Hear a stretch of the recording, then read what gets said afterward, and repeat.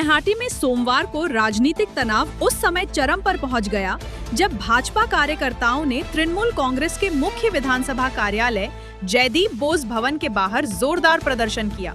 भाजपा ने आरोप लगाया कि पूर्व टीएमसी विधायक सनद दे कार्यालय से महत्वपूर्ण और गोपनीय दस्तावेजों को हटाने की कोशिश कर रहे थे।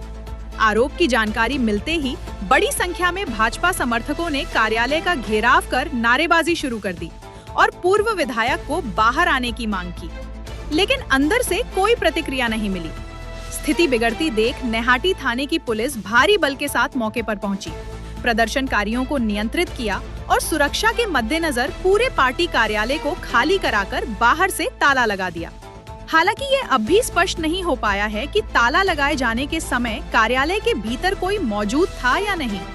इस घटना के बाद पूरे नैहाटी क्षेत्र में राजनीतिक सरगर्मी और तनाव का माहौल बना हुआ है। আমি হাত জোড় করেছি, পায়ে পড়েছি, ঠিক আছে স্যার, আমাদের মারেন না। পুলিশ এসে পুলিশ পুরো ঘটনা হচ্ছে এখান থেকে আর্মস বের করা হচ্ছে। এখানে দুনিয়ার নয়টি যত আর্মস, এটা হলো একটা আতুর ঘর, সন্ত্রাসের একটা আতুর ঘর। এটা আমাদের নয়টি টিএমসির হলো কার্যালয়। এটা যত টাকা গরিব মানুষের, যত লুটের টাকা, যত গরিব মানুষের জমি দলিল সব এখানে রাখা হতো, সব এগুলো প্রত্যেকদিন বার করা হচ্ছিল বলে আজকে খবর, যেহেতু একটা খবর এসেছে তাই আমরা সব পুলিশ এটা পুলিশ পুরো প্রোটেস্ট করে আজকে পুলিশ প্রশাসন উপর দেখো পুলিশ পুলিশ কিভাবে মারছে আমাদের।